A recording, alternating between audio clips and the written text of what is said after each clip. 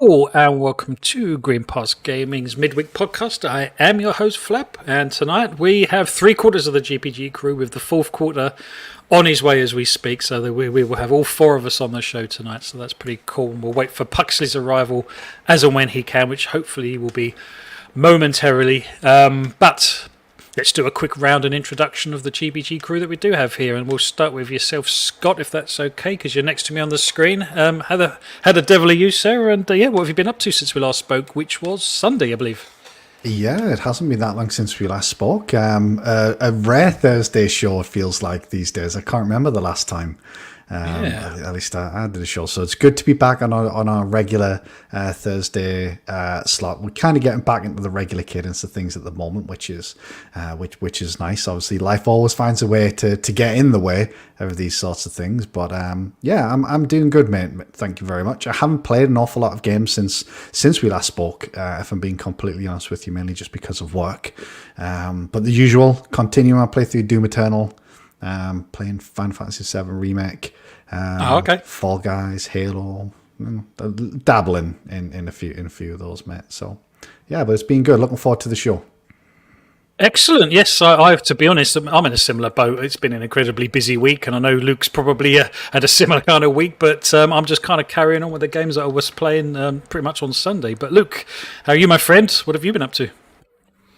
Yeah, very well, thanks. Yeah, I've, again, not been playing much. One thing I have been playing, funnily enough, is Crash Bandicoot 4. Because interesting. It's available on PS Plus. And I thought, ahead of Stray, I'd get PS Plus Premium and see how it is. That's the monthly game, or the big monthly game. So I've been playing that. It's actually really good. Which I think was known anyway, but it's Crash, but bigger and furrier, I suppose. It's really good, and that's pretty much about it. I also managed to very elusively find a second PS5 that I was looking for. Nice. Which was about a week of solid effort, so it's still really difficult to get these things, and even then it was pretty difficult to get it on the day, but I did, so I'm happy about that. And that is for the sole reason that my wife wants to play God of War. She's not allowed on your PS5 then. Well, he'll be playing God of War. Exactly. This is it. Yeah, this is exactly it.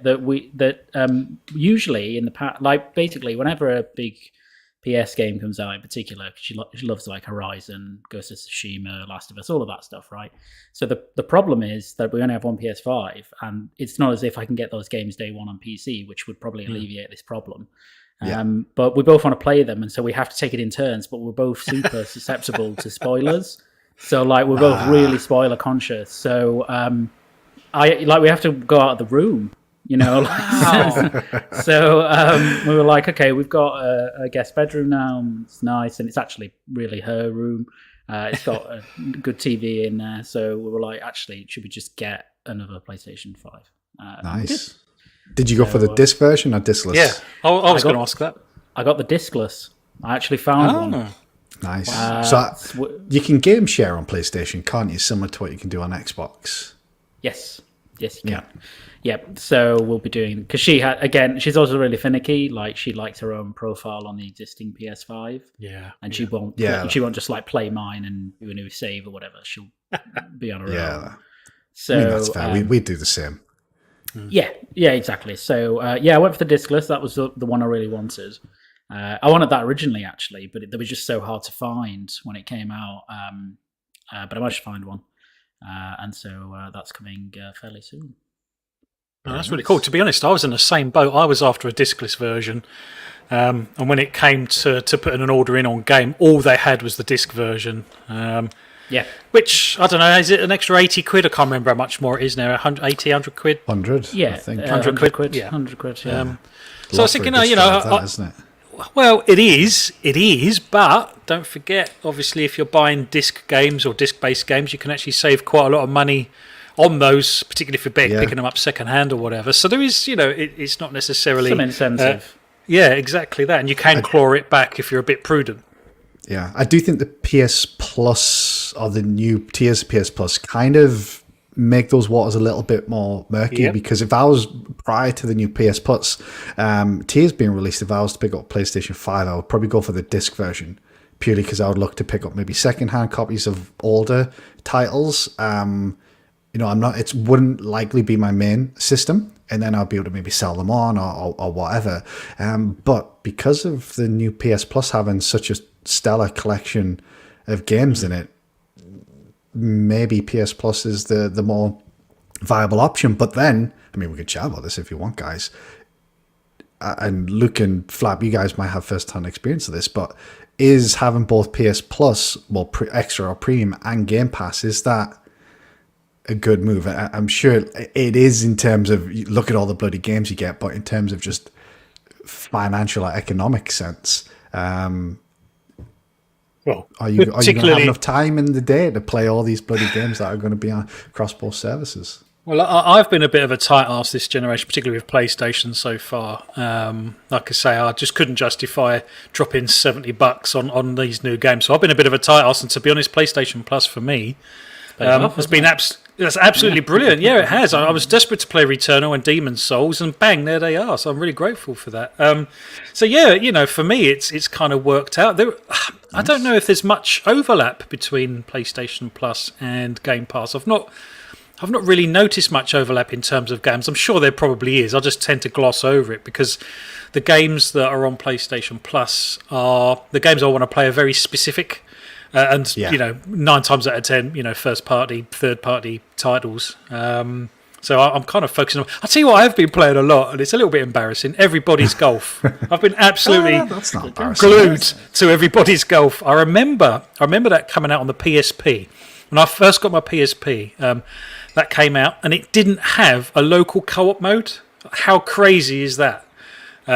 You could only play it with other people if you hooked it up via Wi-Fi or whatever, Bluetooth probably back in those days or whatever. And that always seemed really crazy to me on a little handheld device like that. But no, I'm really enjoying Everybody's Golf and just some of these other titles that I've kind of neglected over the years, I guess. And just like I say, to have them in for free in inverted commas, I'm digging right in. So no, I'm really enjoying the PlayStation Plus side of things. To be honest, mate, I've got to be honest, there isn't much on Game Pass that's dropped recently that's taken me back to Game Pass, if I'm honest. No, I think that's fair. I'm trying to think maybe what has dropped recently, and I think maybe they've been lacking that sort of killer title recently, haven't they? I think if you look at obviously, I think it was just this week, PlayStation Plus announced the games coming, and while there was a selection of them, obviously those two massive standouts in Stray, obviously going in day and date, and then Final Fantasy VII Remake Integrate. And I think Game Pass, it's lacked that a little bit recently. I can't actually think of the last what games dropped in recently. I might have to have a little look at that. See if I can remember which one is genuinely off the top of my head. I can't remember what's actually been added. We've got a few things coming. We've got Plague Tale coming, drop in, and a few other things like that. But nothing massive. But to be honest, we've been discussing Xbox's first-party lineup for a long time, and I guess PlayStation are in a slight advantage because they've not put everything on the service. And like we said last time, they've got a little bit of a back catalogue they can kind of drip feed into the service. Yeah, 100%. Yeah. I've just had a look there. So Power Wash Simulator is available today. If that floats your boat, I know a lot of people do. Skill Up highly recommended it, actually. So. I've heard a lot of people say good things about it. Like, apparently it's like a pretty relaxing experience. I did actually end up playing Match Point Tennis. Oh yeah, how was that? I heard not good. So background is, I think like you, I'm a huge Topspin fan, and I really wish they bring Topspin back. So I saw this and I was like, ooh, yeah, tennis game. We don't have many of those.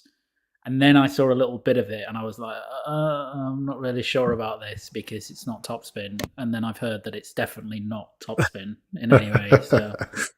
Yeah, Topspin is probably the best tennis game ever made. Topspin Yeah. 3 or 4, maybe, I can't remember. It's been a little while, but actually, it's funny. I was thinking about this. Do you guys remember? Oh, Pucks is here. Evening, Pucks. Sorry, mate. I didn't see you sneak in there, mate. I've literally just joined. Evening, everyone. Hope you're all doing well. Sorry, apologies for the delay. All good. All good. Go on, Scott. Sorry, I was going to say, yeah. Do you guys remember the Xbox Sports Network on the original XSN. Xbox? Oh, yeah, dear. XSN, and they had Topspin was part of that. Amped, one of my favorite snowboarding games, okay. was part of that as well. They had Lynx, the golf game. Flower, if you're a fan of that, yeah. I think they had NFL Fever. Blitz. No, it wasn't Blitz. Fever. Blitz was the, I think, Take-Two game or something like that. But they were actually genuinely excellent sports games. Like I say, Topspin is probably my favorite tennis game ever made. Unfortunately, I had high hopes for Match Point because it's been a little while since I've played a good tennis game, and it's just not very good. Look, unfortunately, it's so lifeless. Bare bones. The commentary's awful. And unfortunately, the gameplay is just... well, actually, before I got on the gameplay, the character models are like... Oh, yeah, I've seen those. Funny. Yeah, the kind of bad, unfortunately. And the gameplay seems to be a little bit too easy to manipulate. Like, I've had a few games with friends, and every game went to a tiebreaker. The online games are limited to one set. Every game went to a tiebreaker because it's so easy to win a game on your serve, because you serve wide, the person goes wide, and you hit it back across the court, and like there's barely any rallies. And you can't bring your character online, so there's no like RPG elements to it where you're building your character and you're like, right, I want a really big server, or I want someone who's really good baseline, or I want someone who's going to come to the net. There's none of that. You pick from a small selection of characters, and yeah, it's unfortunate because I was actually really, really looking forward to it. Because it's been a little while, but I didn't quite live up to my expectations. Here's one for you. Let's put the rose tinteds on for a sec. If you're into tennis games, where do you stand on Virtua Tennis? Garbage. Really? I loved Virtua Tennis. What don't you like about it? Have you played Topspin? No, I don't think I have. So perhaps I haven't met the baseline, pun intended. Yeah, of tennis games. Yeah. I mean, I don't know what Scott thinks, but I played Topspin first, and then I played Virtua Tennis. And Virtua Tennis is basic. So the Topspin isn't a simulation, but it's as close as you're going to get in terms of a tennis game. Okay. And it's got a real weight to everything, as if you were really playing tennis. And then you go and play Virtua Tennis, and it's a bit an arcade game. Yeah, it's an arcade tennis game. It's not a tennis experience in like the way that Topspin is. So I don't know if Scott agrees. I agree. The easiest comparison I can make, Luke, is maybe not these days, but if you think back to maybe early 2000s, back at the prime of Pro Evo, it's kind of like comparing Pro Evo to FIFA, where Pro Evo was often the favoured football game, and FIFA was a bit more arcadey. Obviously, it kind of had the licenses which give it a leg up. It's very similar to that, where Topspin, in my opinion, is a much better game, but they are obviously different takes on tennis. It's almost like comparing Forza Motorsport to Forza Horizon in some respects. It just depends which version of that type of game that you prefer. But I'm definitely in the Topspin camp. Like I say, I used to love that game, and Amped. The XSN games, I would love it. It will never happen, but I would love it if Xbox were to revive that particular branding, because those were excellent games. Yeah, I'd be up for that, definitely. Yeah, was that on the OG Xbox Topspin? Yes, I think there was also some on the 360. I think there was 4 Topspins. I think either 3 or 4 were on the 360. I might be wrong when I say that, though, to be fair. So if I've got that wrong, so I'll check, see if there's any on back compat. That would be pretty cool. But I'd like to play it. Sounds good. You've sold it to me. Yeah. Excellent. Have a quick look. So back in 2003, that released. Christ. Topspin 4 was 2011. That was on the 360, and I think Topspin 4 was the best of 3 or them. 4. So. Yeah, were the best ones. That's cool. So we've had some PlayStation news this week. well, today I believe, in terms of PlayStation, I can't remember what they called it now. Stars, which I think is similar to Xbox Game Rewards. So I'm a little bit intrigued by this. Now, to be honest, I've not really managed to catch up with this whatsoever, so I don't know if you chaps have any more information on that. But how is PlayStation Stars lining up, do we think? And I just say one phrase to you, Flap. See if this gets you going. PlayStation NFTs. Oh, you're kidding. No, I'm taking the piss. But that's what everyone else. That's what everyone thought because of the way they worded something in the blog post. People were like, "Oh dear, is this what we think it is?" Because they refer to something as digital collectibles, and everyone was like, "Holy shit, the PlayStation are doing NFTs." PTSD kicked in instantly. So. Yeah, but Luke, I don't know if you see much on this, mate. If you want to take the lead on it. Yeah. So they announced it today, and I mean it's essentially the Microsoft rewards system for PlayStation. So it's free to join. You'll get rewards by doing different campaigns, activities. There's a monthly check-in campaign, I think they call it, where you play a game just in the month and you'll get an award for it. And then there are more specific challenges you can do throughout the month, tournaments and trophy, you get a specific trophy, you get more points and all of that sort of stuff. And then you can earn loyalty points, which you can redeem against the network essentially, so you can have funds or amounts off certain products, etc. So we don't know exactly how extensive it is compared to the Microsoft Rewards one yet, because obviously they've only just released details. But and then there was this digital collectibles thing, which is essentially things you can unlock, which are, so they describe them as like digital representations of like things that PlayStation fans enjoy, basically. So I think they mean like figurines, like digital figurines or like artwork and stuff like that. But they came out and were like, it's absolutely not NFTs. There's no blockchain involved. Yeah. There's none of that. It's just a new thing that we're doing. You won't be able to like sell them or buy them or anything. You can just unlock them. So, it looks cool. It's kind of way overdue if you think about it for something like this. Even Nintendo have a very rudimentary version of this effect of the reward system. So happy, but we'll see how generous it is. I'm pleased. I was about to use that word myself, generous. It makes me wonder. Yeah, there's no way of telling yet, so we'll see. But I'm glad it's there, and hopefully, unlike rewards, I'll be able to actually access it in Jersey, because Microsoft. Can you not access rewards in Jersey? No, it doesn't recognize so it. Silly. It recognises the UK and France, but not the tiny island in between the two. It's ridiculous. Yeah, that is ridiculous. Wow. So, do you fall foul of anything else like that with Microsoft or PlayStation? No, everything else is fine. They're very happy to charge me VAT. I'm sure they are. Pay it. They're very happy not to remove VAT, even though I'm not supposed to pay it. But Microsoft will not give me any points for the games that I buy with the VAT that they shouldn't be charging me. That is a shame, mate. I've got like 200,000 Microsoft reward points saved up at the moment. I saw that. What? I mean, what are you going to do with them then? Why 200,000? Wow. So I can just use it to constantly top up my Ultimate. Basically, I've not paid for the next 47 years, you mean?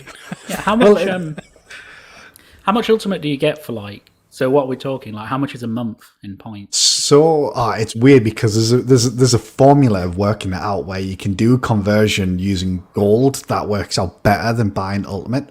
So you can get you can get 3 months of gold, which works out at 15,000 points, which converts to 50 days of Game Pass Ultimate. So for 45,000 points, you can get I can't remember the exact conversion, but essentially it's a pretty good conversion. It works out at about 10 to 12,000 points for a month of Ultimate, which is easily attainable in a month. I normally get between 10 and 15,000 reward points a month through not really. So this is what I'm missing. Much. Why can't I not just pay up? You just need to move a couple of miles across. I just need to VPN everything in my network and pretend I'm in Belgium or something. How have you managed to get 200,000 reward? What the hell have you been doing? So you get it. Well, you get reward points. So you must be running a one of those scam. There may be a Chrome extension that does Bing searches for you that racks up points every day. There's a rewards page where you can. It's funny again. It's got like 3 different things, and it'll be like a quiz. This extension, if you click it, automatically answers the quiz for you as well. And then on the Xbox, there's an Xbox, if you've got Ultimate, there's Game Pass rewards or Game Pass quests. And it's got dailies, weeklies, and monthly challenges that you can do. And the weeklies are just like, play this game, but the game's always in the cloud. It's always on Game Pass. So you literally play it, close it down, you get that. And then there's like a Ultimate monthly where if you do a certain number of dailies and weeklies, you get 2,000 points just for that on top of everything else you've done. So it's very easy to rack up the points with very, very little effort. And I've used it to top up Ultimate. I've used it to buy games. What else have I used it on? I've just basically anything. You can convert it to bloody Tesco vouchers, I think, if you really wanted. So it's pretty generous. I'm surprised Microsoft haven't clamped down on that. They really don't seem that bothered. I think Stubbs mentioned in the chat. So let's go here. Let's obviously PlayStation are doing it within their PlayStation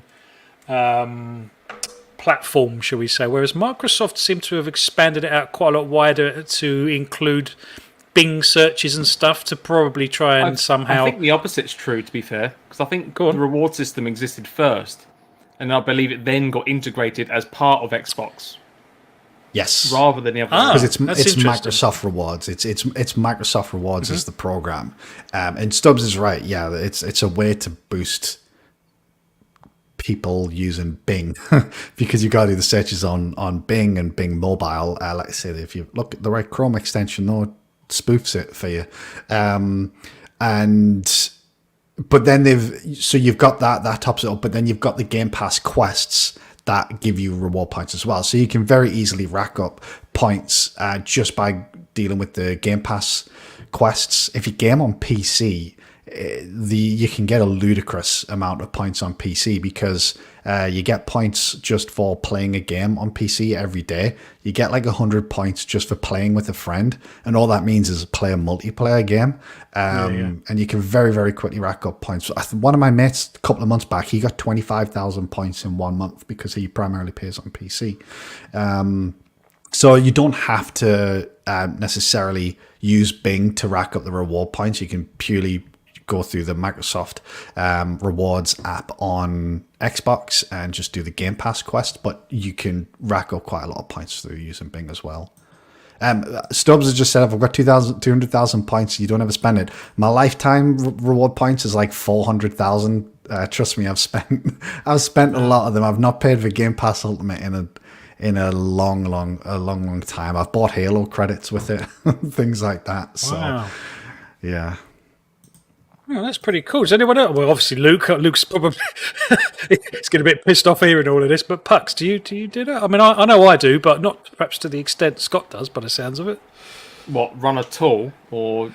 Well, either run a tool or just care about them in the first place. Well, I mean, maybe I'm just really behind the loop, but I remember when ages ago I think when we first started the podcast about 2 odd years ago, when this kind of thing was going around, and when I'd looked it up, I think Microsoft had already been clamping down on a load of automated tools that you could get on, mainly for like these were like apps you could install on Android, and they would like automatically just do it via your phone. So all of that stuff kind of got clamped down, and technically you're against the T's and C's. So if you do get caught, then obviously there is a potential risk, apparently, that you'll get your account banned and stuff like that. And from what I read online, I mean, maybe this Chrome extension thing is what I'm missing out on. But last time I looked, I couldn't find anything. It's because it all got taken down at the time, and it just seemed a bit too risky, so I didn't care about it. But ultimately, I've never really cared for the reward system, if I'm perfectly honest. But that's because I'm not running a tour. If I had 200,000, I'd be lavishing it up, obviously. But yeah, I wouldn't be doing it if it required all the manual work, because it would take a fair bit of time if you were manually doing it. But I'll send you something after the show box. Thank you. Wink, wink. If you wanted to, but yeah, I mean, there's plenty of stuff on there as well. Like you get free sweepstakes, and I don't know. At the moment, there's a Plague Tale Requiem custom PC that you can get free sweepstakes to as well. Not that I've won anything on it, to be perfectly honest, but still, it's you always get the chance. Can I bring up something that's on the PlayStation Stars, which I think is quite interesting as well? In amongst the monthly check-in stuff and all the other bits that Luke mentioned, one of the other things that they said is about so you get like rewards or in whatever form, not only for earning specific trophies, but they even say if you are the first player to platinum a blockbuster title in your local time zone. So I feel like it's going to be starting a potential load of competition. But if people are going to be jobbing at the gun to try and get first platinum in your local zone, then I would personally expect that reward to be pretty decent. Like, I don't know. Yeah, pretty gargantuan. Yeah, basically get the game paid for you or something. I don't know. But but I thought the digital collectibles thing was quite interesting. I know the whole NFT chat has obviously been going around. I remember when I read it, I did have that thought in my mind that will people latch on to that mindset, and clearly they did immediately. But when I read it, I kind of saw it as just like an old school fun thing that you'd get in, say, like the older Super Smash Brothers, like Melee, for example, where you would just find trophies and you just collect them for the sake of collecting them. Because they even say that it's not just your favorite franchises and characters, that it's also their other forms of entertainment as well as cherished devices that tap into Sony's history of innovation, is the wording. So when I hear that, I literally think of the Astro. What's the Astro game on PS5 that's built into it? Yeah, I know. Astro's whatever. Playroom. Astro's Playroom. Oh, is that what it's called? Okay. I think so. But how that's basically got the whole history thing, and you collect things in that game, don't you? And you kind of have these hardware things. I'm literally picturing something like that, but in digital form. Obviously, not as a little robot you run around in an environment necessarily, but that's the kind of thing I'm imagining. And I don't know. I just think that's a nice little thing to have, really. Which, again, comparing it to the rewards thing we were just talking about on Xbox, I don't know. I feel like it's a little flat, really, especially if you play on console. It takes a lot to get points legitimately, quote unquote, to the point I don't, it's almost worthless for me personally. So just a little fun thing about having digital collectibles from playing games and stuff. I just think it's a fun little thing. But again, it depends on the implementation. They might release it and it just sucks, but we'll see. Yeah, I guess that's, when Luke brought up, it just depends how generous, PlayStation are going to be around there. So I'm not holding out much hope, if I'm honest, but we'll find out one way or the other, I guess. I mean, that first platinum one, that's got to be a healthy reward of some variety, surely. You'd like to think so, that's quite the feat. I mean, it specifically states blockbuster as well. So yeah, do you get like 50% of the price of the game back or something? You'll get a wallpaper and you'll like it.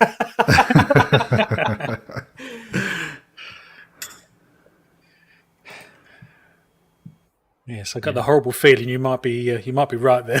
Maybe you'll get like a ultra rare digital figurine, or from the game or something like that. You might get an animated wallpaper.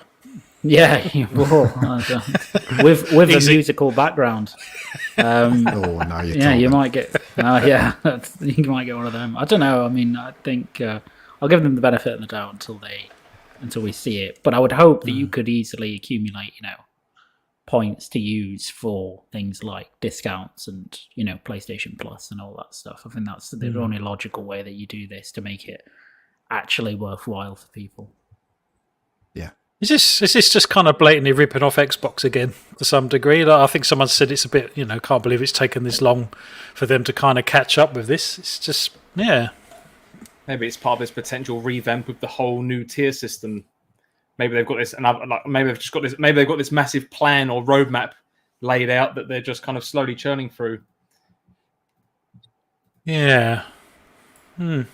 Well, we mentioned on Sunday that the next update to the PlayStation Plus library would be very interesting to see. I think we kind of pitched that it might be Ratchet and Clank, perhaps, and I think someone certainly mentioned Final Fantasy VII Retrograde or Intergrade. There it is, and we've got Stray coming as well, day and date. That's pretty cool, Luke. I know Stray's very much on your radar. Was you kind of expecting Stray to be part of this? Yeah, they actually announced Stray a while back now. Oh, did they? Yeah, they said it was coming on launch. I think it was a State of Play, maybe the last one. Missed that. When they showed it off a bit. So they said for extra and premium tier subscribers, you'd get it, which is great. And then, there were rumors that Final Fantasy VII Intergrade would be added as well, which were true. And I think that's awesome. That's a great, it's a great game with the DLC, and it's Intergrade, which is the PS5 version effectively, which still looks amazing to this day. It's a fantastic looking game. So that's really good. And then there was some other stuff. I think there was a bunch of Assassin's Creed games that are coming as well from Ubisoft Plus Classics. I think it's fair to say the rest was pretty much chaff, wasn't it? Yeah, AC stuff's pretty big to get a number of them. I can't remember which ones they were, if they were the likes of Valhalla. I've got a list in front of me if you want me to read it out. Go ahead, yeah, that'd be useful. We've got a Unity, we've got Black Flag, Rogue Remastered, Freedom Cry, and the Ezio Collection. I've never even heard of two of them. Rogue and Freedom City. I genuinely don't think I've even heard of those. Rogue, I don't think so. Rogue was the Black Flag. I don't think DLC. It was DLC, but it was kind of turned into its own mini standalone, but based on Black Flag. Yeah, it was another pirate. Right. AC, okay. Yeah. But not with Edward Kenway. It was some other wanker. I can't remember how. It was actually okay. It was basically Black Flag, but with colder climates, from what I remember. So, that's cool. I can't remember the other ones. The Ezio collection is where AC lived and then subsequently died for me, because that trilogy is amazing. But there's actually a few more games that weren't initially announced as well. Are you guys aware of this? On the I know there are others, front, but not. So we've got Saints Row 4 re-elected, Saints Row Get Out of Hell, Spirit of the North Enhanced Edition, and then these are the strange ones. We've got Ice Age, Scrat's Nutty Adventure, whatever the hell that is. That's quite the title. Jumanji, the video game, Paw Patrol on the roll, or on a roll, and Ready Set Heroes, whatever that is as well. They're going for that Peppa Pig rivalry with Game Pass for some of those games, aren't they? Yeah, isn't that out today as well? I think. Yeah. It's an easy platinum, not platinum, bloody hell, an easy 1,000 gamer score for the achievement hunters out there. From what I've seen a surprising amount of people playing bloody Peppa Pig because of the achievements. Funny enough, actually, the funniest thing about Peppa Pig that I saw earlier today, I think it was a post by Tom Warren, is it's actually got a performance and equality mode. Oh my God! It's got graphical settings.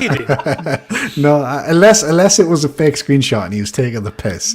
But I saw it and it did make me laugh. I hope that's true because that's amazing. Peppa Pig at 120 FPS if you can. So well, if it can, yeah. Yeah, there was a couple of PSP games as well, Pucks. Yes. No Heroes Allowed and Loco Roco Midnight Carnival.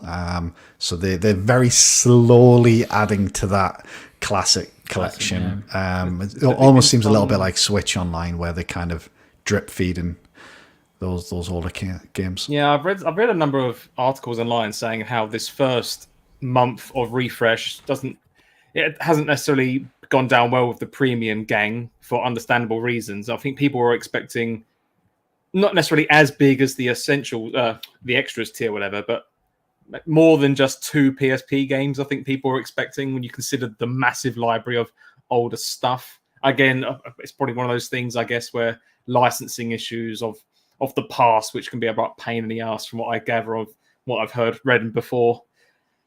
But yeah, who knows? I think some articles also say that you shouldn't knock out premium because the big deal with premium is that you get the cloud streaming, which is obviously not just on PS3. That's for PS4 titles as well. But again, do many people care about cloud streaming? If you could just go extras and just download it, I would argue maybe not. But at least if you've got a console, PC, you obviously need to have a premium to stream. But the games that are available outside of the streaming side of things, they're the same across extra and premium, aren't they? Obviously, the PS3 games aren't part of it, but the classic games, PS1, PS2, PSP, they're the same across both tiers, aren't they? What do you mean? You have to have the premium to get the streaming, I believe. Is that right? No, sorry, the non-streaming. So PS1, PS2, PSP, then they're not streamed games, are they? They're available to download. No, they're not. You have to download them, but you can only play them for free, quote unquote, via premium. If you only have the extras tier, you have to pay for those PS1, PS2 games like any other. I thought the classic games were also in the extra tier. I didn't realize that those were locked behind premium. No, they're behind that premium paywall, unfortunately. So if you've got the big nostalgic boots on, then you're going to want to stick to premium. Otherwise, I think Flap, you're one that's gone extras only, whatever it's called. Is that right? Yep, extra only. Can't be bothered with all the game streaming. There is very little in the back compat that interests me, if I'm honest. So yeah, extra for me. Happy with that. The only game I've been playing through cloud streaming. I mean, to be fair, I did actually. This might surprise you, because the other day, partner was watching some Netflix series on the TV, and she was super engrossed in it. So I decided to have a go at streaming PlayStation Plus through my PC. So was streaming some Bloodborne, and you know what? And bear in mind, my PC is wireless to my router on a 5 gigahertz band. It actually performed really well, like minimal to no input latency. I was wrecking things. I think my Elden. I was going to say, don't worry about the lag. How did you get on with Bloodborne? We're not having another Souls cast. Yeah, go on. Just only 2 minutes, but no, I'm quite enjoying it so far. I mean, I'm trying not to get too far engrossed in it because I want to go back and actually complete Elden Ring fully first, because I kind of dropped it out of nowhere for various reasons and haven't managed to pick it up yet. But no, Bloodborne, I'm really impressed with so far. I think my Elden Ring, my Souls knowledge gained from Elden Ring is paying off. Mm-hmm. So I may well be. I don't know if I'm becoming quite a Souls bitch as you are yet, but it could happen. It could happen. Got a question for you guys about game streaming, and it's funny that you mentioned that, Pucks, because I'm really glad to hear that the streaming it sounds to be improved from when I tried it. I think we spoke about last time when I first tried it. It was basically unplayable from my perspective. But now that PlayStation Now has been merged into PS Plus, there's now no streaming only tier. Previously, you could just sign up PS Now, just stream on your PC or phone or whatever.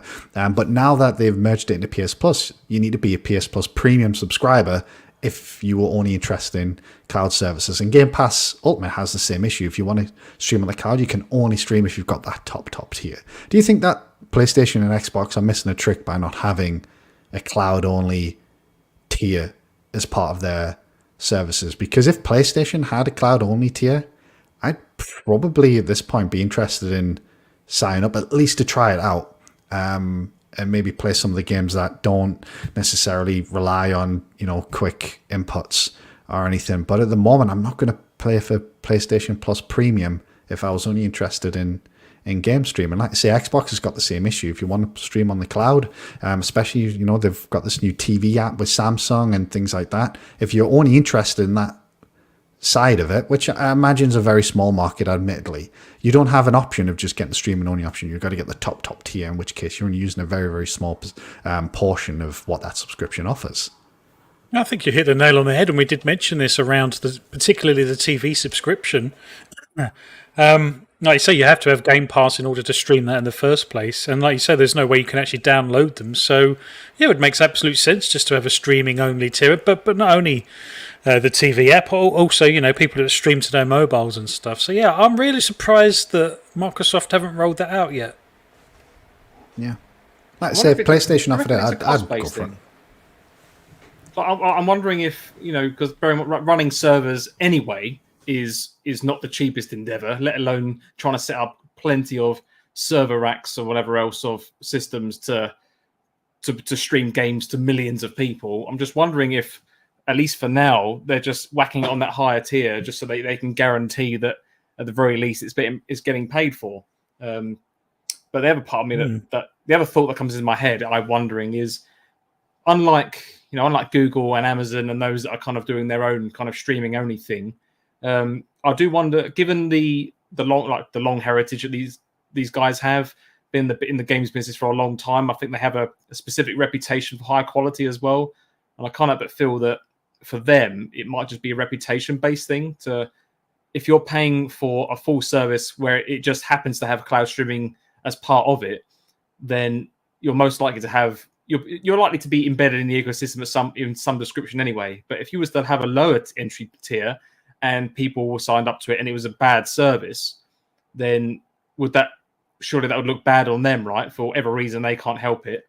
But then I suppose they also don't know what devices people will be playing on, understandably. And you never know, people might be complaining that the service is rubbish, but they're playing on, I don't know, Android 4 or something, not Ice Cream Sandwich or whatever it was from 10 years ago, where it clearly wouldn't work very well. But people are like that. People do try to upgrade old tech in that way, and sometimes it doesn't work very well and people complain. So do you not reckon it's maybe just like a get out of jail free card for them in that specific instance?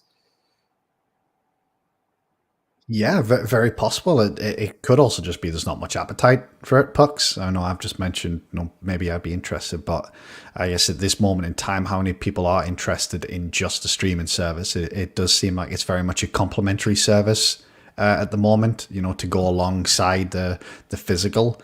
So maybe there's just not an awful lot of demand for it. But you've got to imagine as this rolls out, I mean, is it fair to charge somebody the same amount for streaming as they would for somebody who can both stream and download and play these games locally? And if they really want to push into that cloud, if they really want to push the cloud to sort of extend their reach, then it kind of seems like a cloud only or streaming only tier seems inevitable in some capacity. But I guess we'll just have to wait and see. But it does seem like maybe they're missing a little bit of a trick. I can't imagine there will be massive uptake at this point, but surely there is a future where that tier exists in some capacity. But yeah. It just makes me wonder if how into this streaming side of things people actually are, and whether Microsoft kind of, I don't know, whether they oversold it or something. I don't really know. It seems odd to me that they haven't specifically catered for that point. I think that's interesting wording actually about oversold, because I think it definitely felt. I mean, xCloud. Let's just call it xCloud, right? Because that's how we know it. It obviously wasn't brand new when game streaming in general, wasn't brand new when xCloud came out, but it was kind of touted as being this generation leaping technology that could finally run it latency free and all the rest of it. And to its credit, it's run very well. But as you say, maybe it is still too much of a niche to have a dedicated tier for it. Maybe maybe there's been internal testing and say that actually people want to have streaming as a backup rather than as their sole platform, perhaps. Well, to be honest, the only time I use streaming is exactly what Scott mentioned earlier, when there's an rewards for playing a particular game, and you just literally click, play now, stream it for 3 seconds, close it, and then bang, you got your rewards. Nice. Yeah. Yeah. And I imagine that's probably what it's like on the other side of the pond in PlayStation as well, right? Well, I imagine it must be, surely. But jumping off some easy achievements very quick, trophies, and then just jumping out of it or whatever. Yeah. Actually.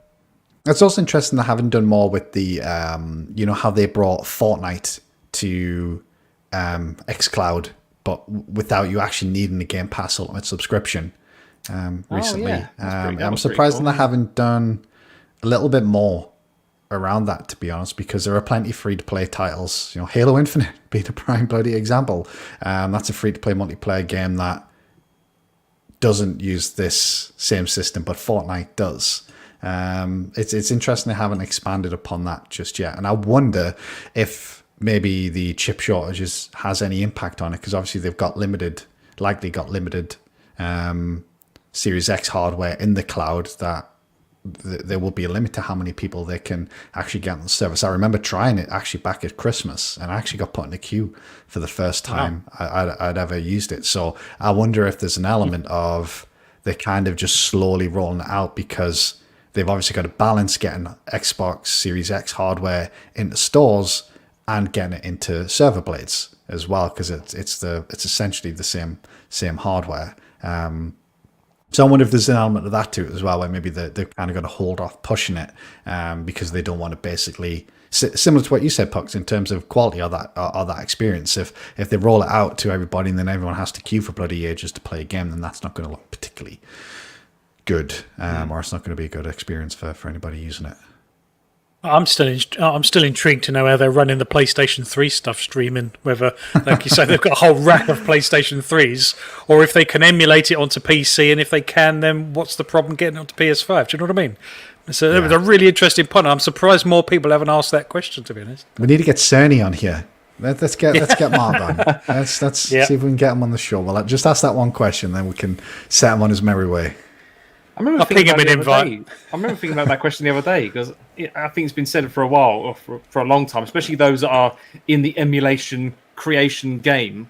All the articles that say that because the PS3 was such a unique architecture that it's super difficult to emulate, and after all these years, they've only barely got an emulator running. And even now, I think it can only, for the most titles, I think for nearly about 95% of titles, it barely boots to the main menu, let alone in-game.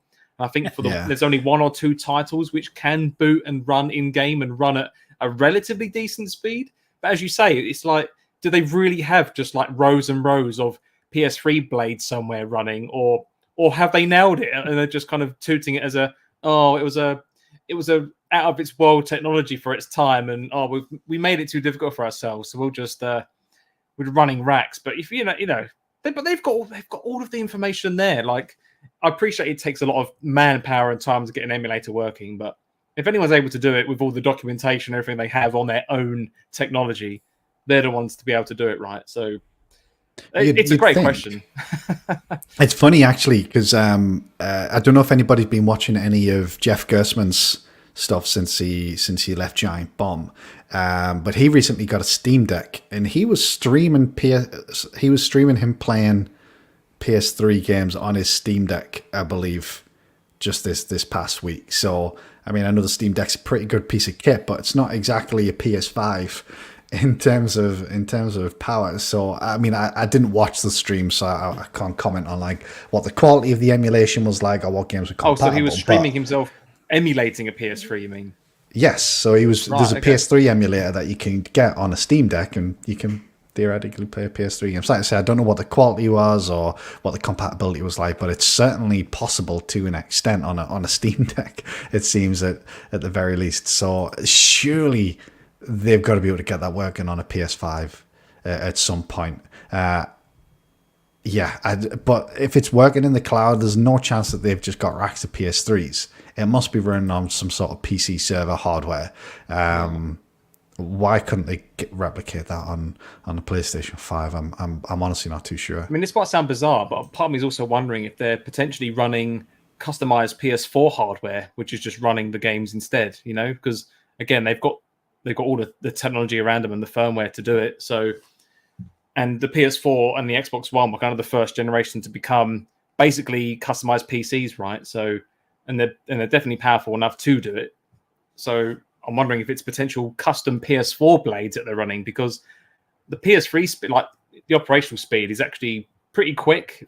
I know it's through cloud, but I remember playing a PS3s way back that like loading and saving and going into different areas would usually take quite a while in terms of just general loading times. But even through the cloud, they're pretty quick. I mean, I may just be misremembering. I don't know, but it does seem pretty quick, and a lot quicker than what I do remember in a lot of cases. So I'm wondering if they are just being potentially run on more powerful hardware.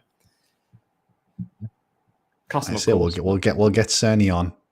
We'll put it to. So there's an irony to them really pushing the cell processor in the PlayStation 3, and that's the one thing that seems to be really holding it back going forwards. But seemed like a good idea at the time, I'm sure. Yeah. We've got a few other things that have happened in the news, and there's one that I'm interested in, and that's the Danish entertainment company Nordisk they've acquired Supermassive Games. I'm quite a fan of the Supermassive Games, and they did enough to churn them out at a fair old rate. I mean, we've just almost literally had the Quarry drop, and I think they've already announced their next game, which is coming before Christmas. So, yeah, they did enough pump their games at a fair rate or not. And, I appreciate they're possibly not technically intricate, I guess, but graphically they're normally quite pretty looking games. But I just wonder where we all sat with Supermassive Games, actually. I know, Luke, I think you said you liked Until Dawn. Just wondering if you tried any of the Dark Pictures anthology, anything like that? I actually haven't. I did really like Until Dawn. And I didn't pick up any of the Dark Pictures anthology. I'm really tempted by The Quarry, because that's basically brilliant. just Until Dawn. Yeah. So I think I will pick that up. And I was watching the Digital Foundry analysis / comparison of that the other day between the various next-gen versions. And it's just such an impressive looking game. I mean, it just looks really incredible. It's so impressive what they've done.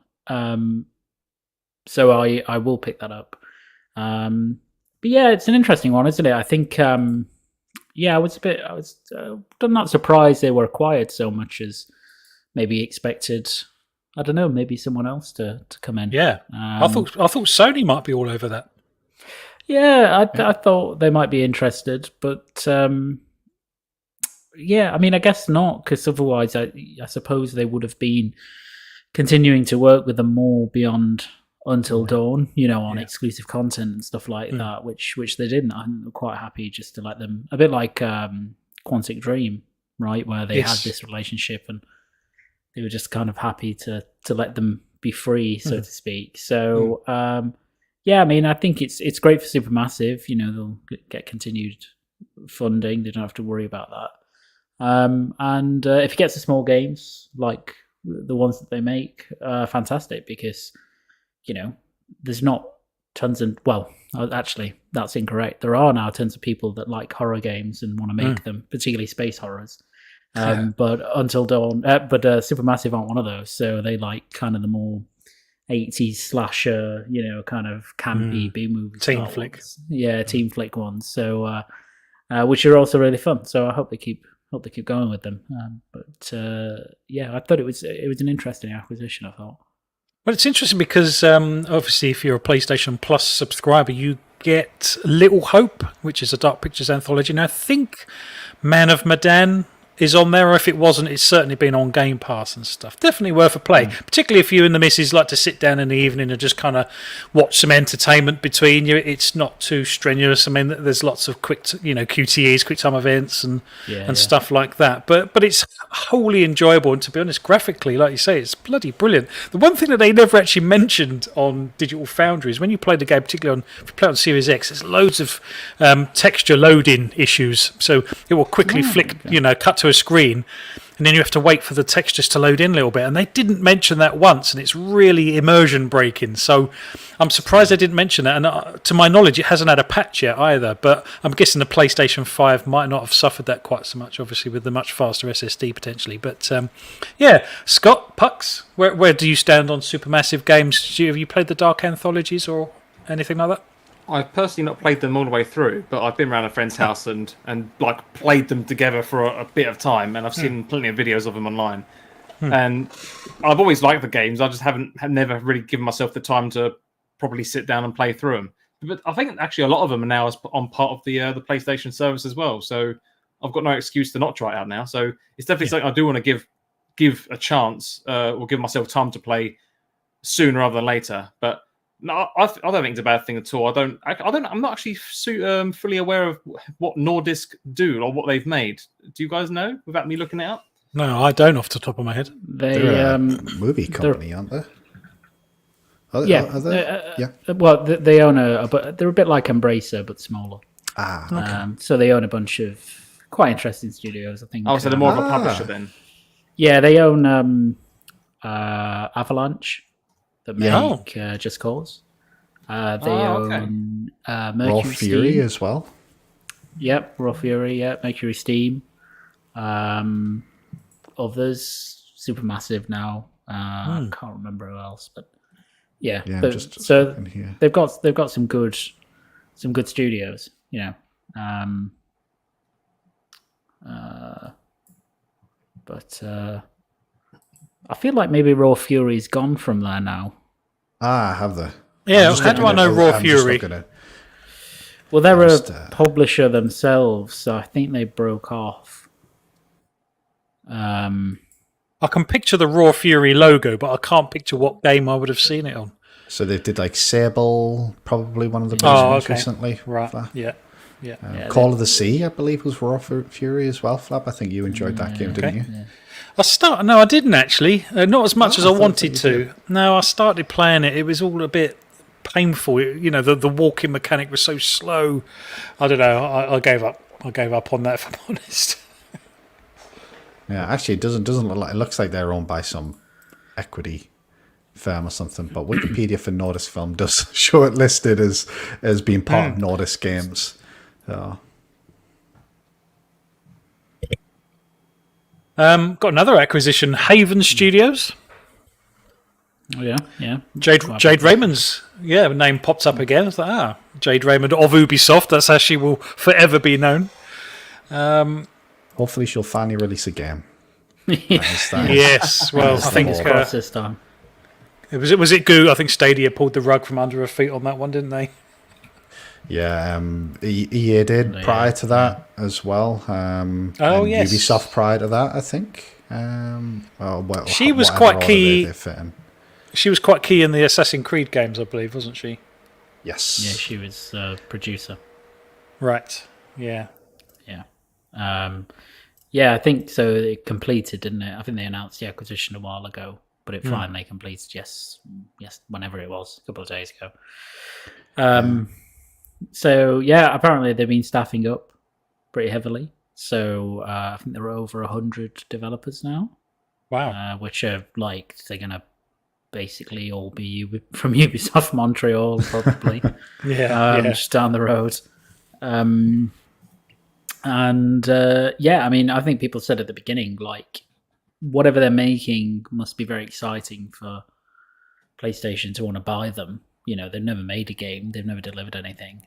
And I don't know what it's going to be. I mean, I think when she was at Motive, we saw a very brief prototype glimpse of the game she was making there. And I do wonder if it will be a similar conceptual thing, but even then I don't know what the hell it was. Like, I don't know what they were making. It was like a third person something multiplayer based, some like social, interaction heavy thing. But I don't think they're making like a hardcore shooter or anything like that. I think it's something a bit more Sea of Thieves-ish in terms of its delivery. That's the vibe I get from it. Some game like that. Some sandbox game. I think that's what it will be. I'm just on the website, and it looks like there's some sort of concept art from a game that would kind of tick that sort of box, to be honest. So, There's a couple of interesting quotes that came out as part of the closure of it. Maybe just to touch on what you said there, Luke, about the type of game. Obviously, we know it is a multiplayer game, which is interesting. Obviously, it shows PlayStation's desire to have more multiplayer games as part of their first party portfolio. I think there was a comment here from Herman Holtz, who basically said they're building a player-first collaborative game environment that can last for generations, which, kind of maybe gives you a sense of the type of game it is. But there was also an interview with GameIndustry.biz that came out afterwards, where I think Jade Raymond spoke about how they're going to leverage the cloud, or how they want to leverage the cloud as well, which is interesting. We know that Kojima is leveraging the cloud for Xbox. Apparently, Jade Raymond is leveraging the cloud for PlayStation. There's a couple of other comments as well about how she's been heavily involved with Mark Cerny in R&D for PlayStation. So they must be super, super impressed with whatever they've come up with or whatever they've seen, as Luke mentioned. Got another one for you, and this is probably one for Scott and Luke, actually, although I'm sure Pucks will be able to chip in from a slightly different angle with this. But Halo VR. What's your thoughts around Halo VR? And would you want to play it? Let's assume that it did exist or was going to exist, and that Microsoft somehow either had their own headset or you could play it via Steam or something like that. Would you be interested in a Halo VR, do you think? I'm not interested in VR to begin with, mate. So Not at all. Really? No, Even if it's a franchise you love? No, because it's not going to be the games that I love, is it? It's just going to be a VR version of a game I love. It's not going to be here. I'm already the chief, Pucks. I'm already the chief. No, I think it's not just that. I haven't quite clicked with that. I've tried it a few times. Full transparency, I don't own a VR headset myself. I have tried it. It just hasn't really done it for me. It looked cool, the little tech demo that they displayed. Like the tech seemed cool. It was fun seeing the how it worked. But I also just think a Halo VR game is just primed to make you vomit.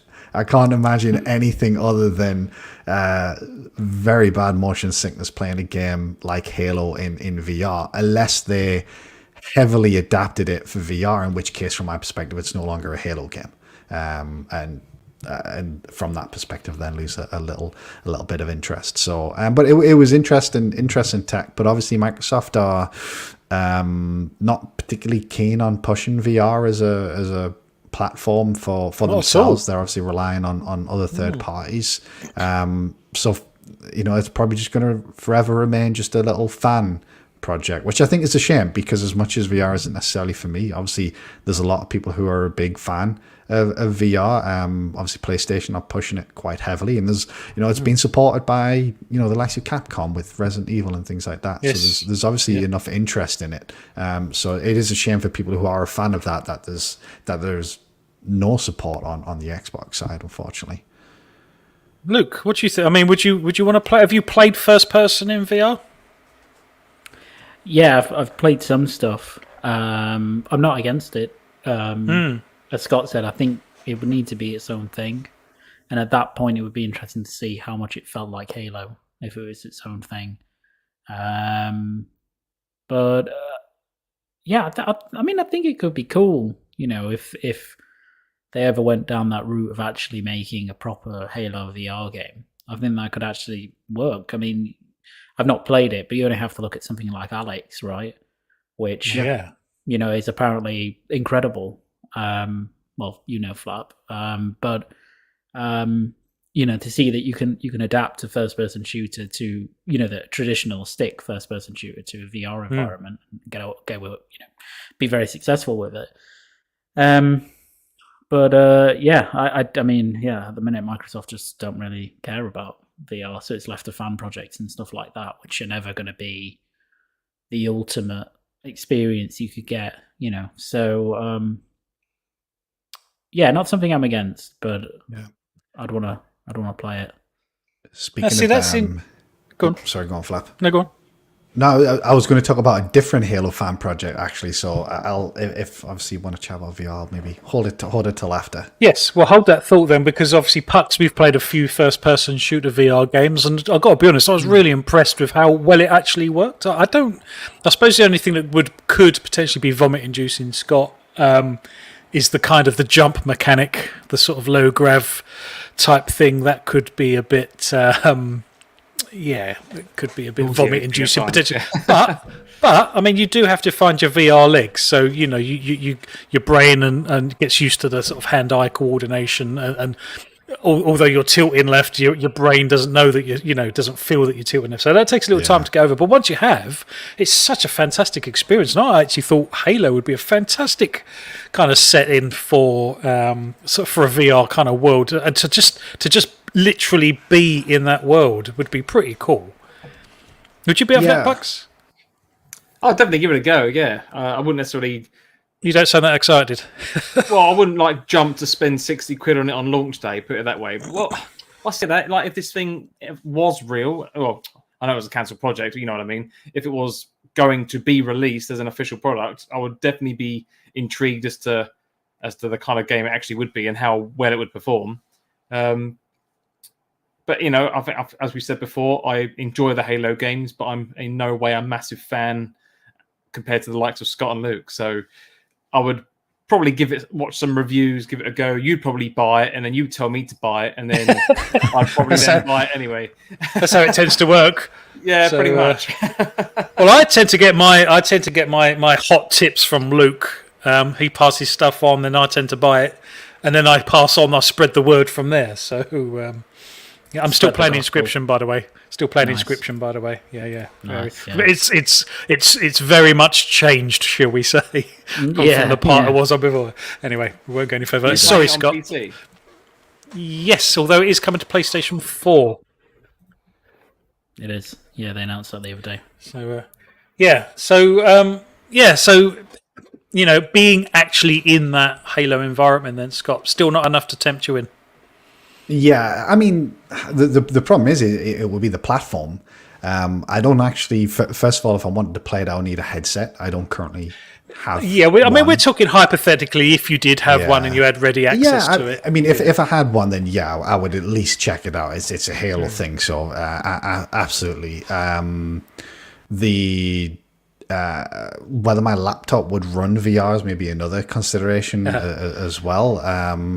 So, I mean, if I had the PC and the hardware to do it, I'd absolutely check it out. But I think I probably wouldn't realistically be in a place, at least in the near future, where I'm going to be in that position. So it might be something where I'd have to rely on maybe friends or family who I know got VR headsets to maybe have a little pop around there and hope that they've got it to try it out. Because I'd at least check it out, because I'd be curious as to what they've done. But I don't think that they would.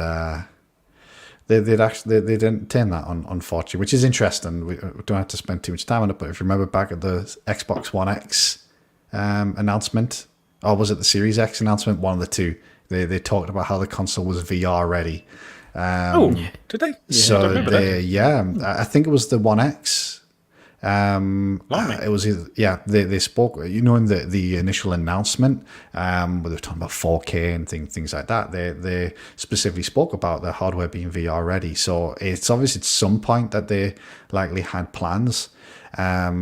I don't know why, because the Xbox OS is essentially built on Windows, why they couldn't just make it compatible with other headsets that are compatible on PC. I imagine that would likely introduce a massive headache for them, admittedly. But yeah, it's a bit of a shame, like I say, for people who like that platform. But obviously you had that fan project, and then Luke, I don't know if you saw the Halo ODST Unreal 5 demo that someone created, which looked cool as shit. It looked really, really good.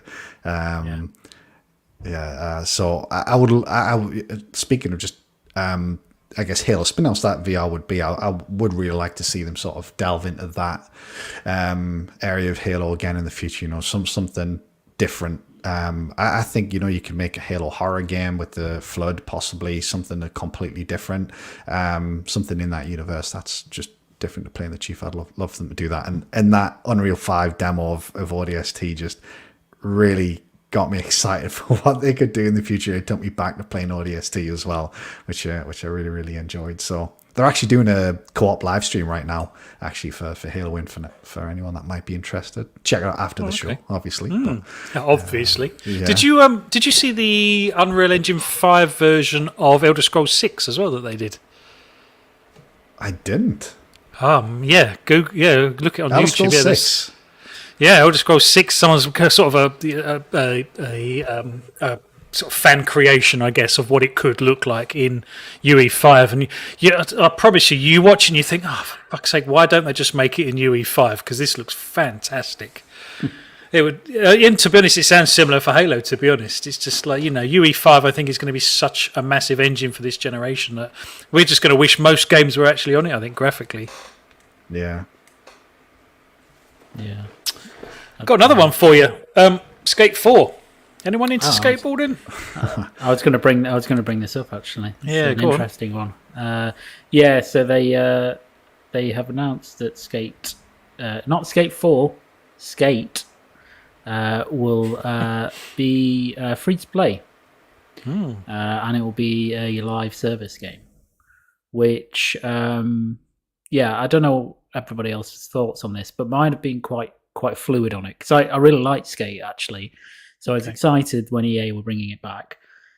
And then I heard this news, and then I've kind of gone up and down with it. So, yeah, I don't know. Anybody into Skate in particular? I was Tony Hawk's the whole way. I could never get into Skate.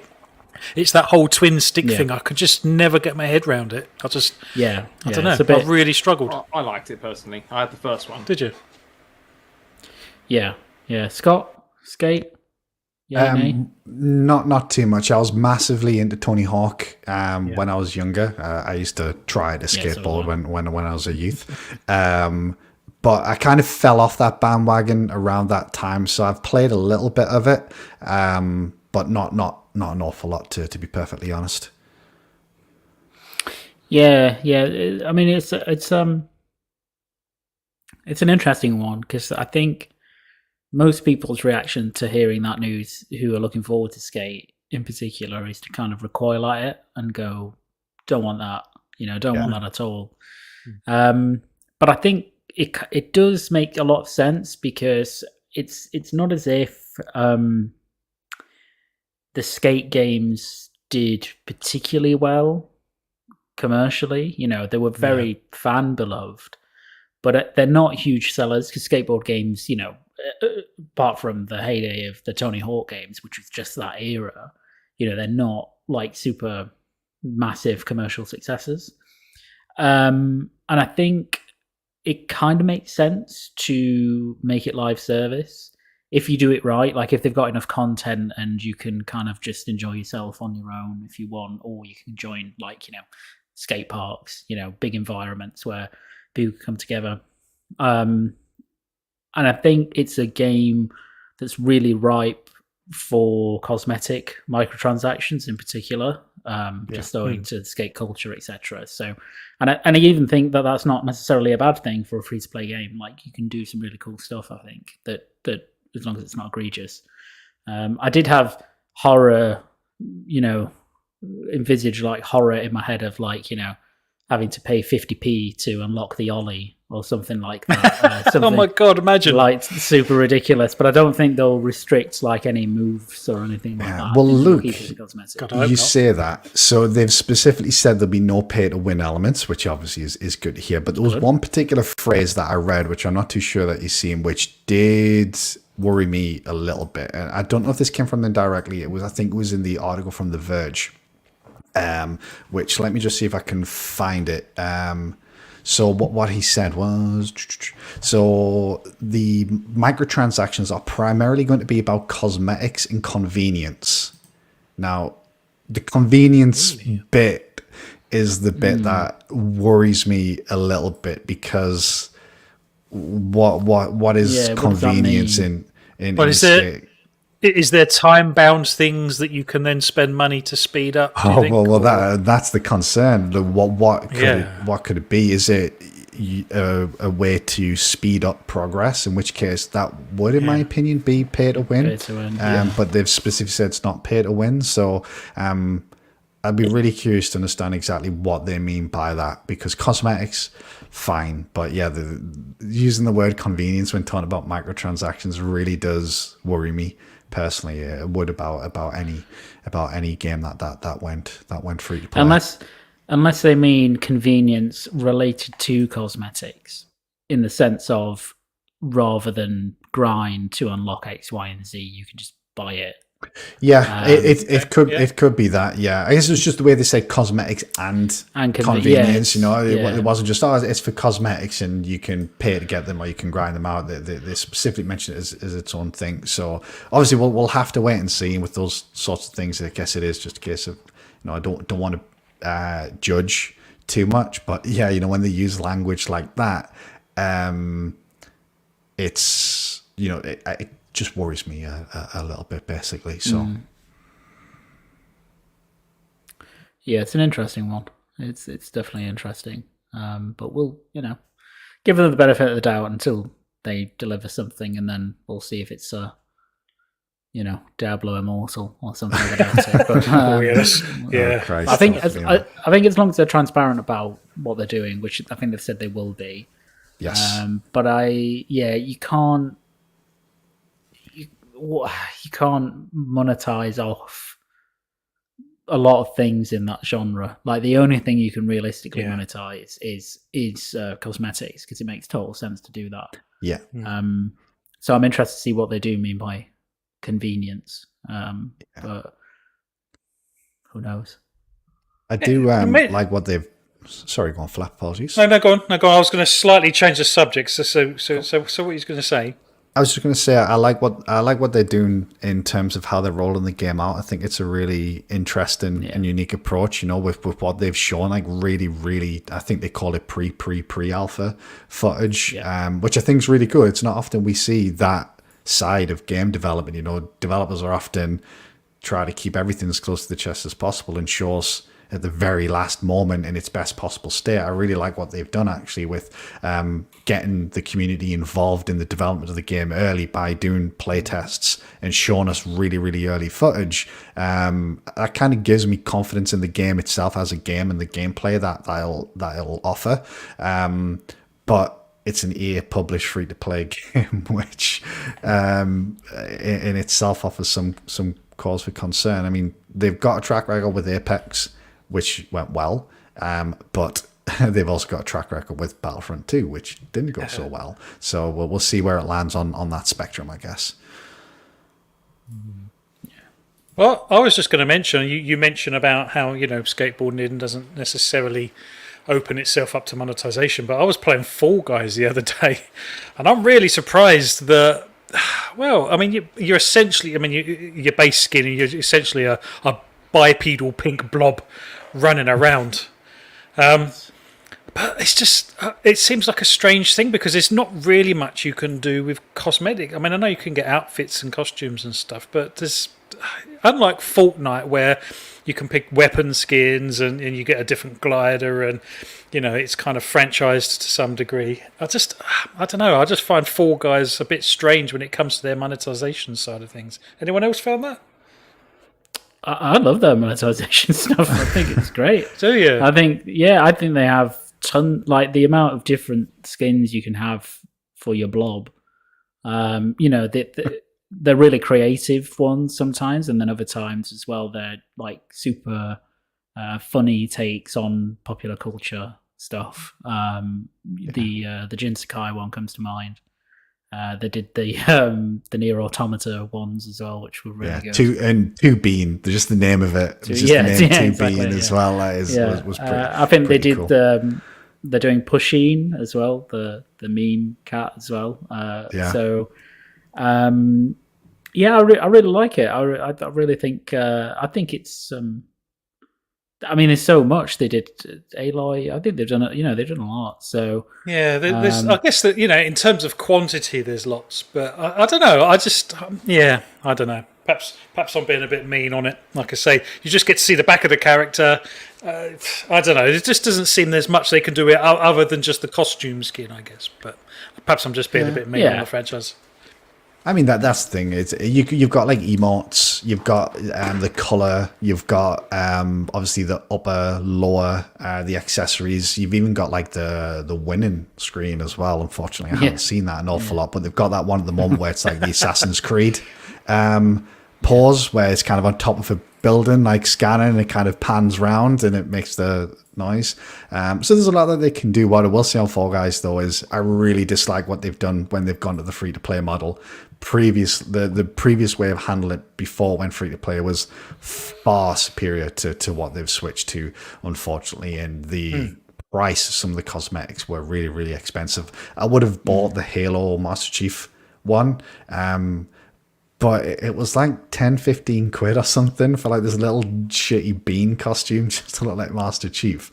And I was like, it's too much. While in the past, what they've done is they linked it to an event, and it was you could earn it through playing the game as well, which obviously is a much better way of doing it. So they've got a currency on there called kudos, and I've got like 120,000 kudos at the moment and nothing to spend that on, because you've got to use the new Showbucks to buy it. So I think they can do some pretty cool stuff, and they've done some cool stuff with the cosmetics, but I just think the way that they monetize it now, unfortunately, is not great and discourages me from doing it. But Epic did the same with Rocket League. I actually, maybe shame on me, I used to buy some of the stuff on Rocket League, and then they went free to play, and the way that they switched that up put me off completely, and I haven't spent a penny on that since, which is a bit of a shame, because I mean, to be fair, in my opinion, every game does that. Skins on Sea of Thieves are too expensive. Skins on Fortnite are too expensive, in my opinion. Skins on Halo are too expensive from my perspective. So, yeah, that's just the free-to-play way, I'm afraid. Things cost a lot of money. But I think with Skate, it's going to be very much like Fortnite. You're going to have custom skateboards. You're going to have people dressed as, I don't know, bloody Darth Vader on a skateboard, no doubt. I remember Darth Maul in Tony Hawk back in the day.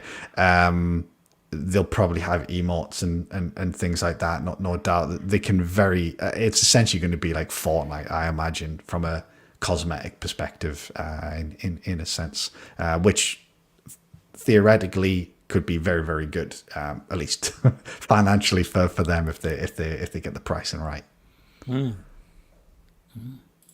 One other one I was going to raise was, did anyone get anything console related in the Amazon Prime Day sales? Because I know that the expansion card for Series X and S was on sale. I think you could get a 1 terabyte for about £155 roughly.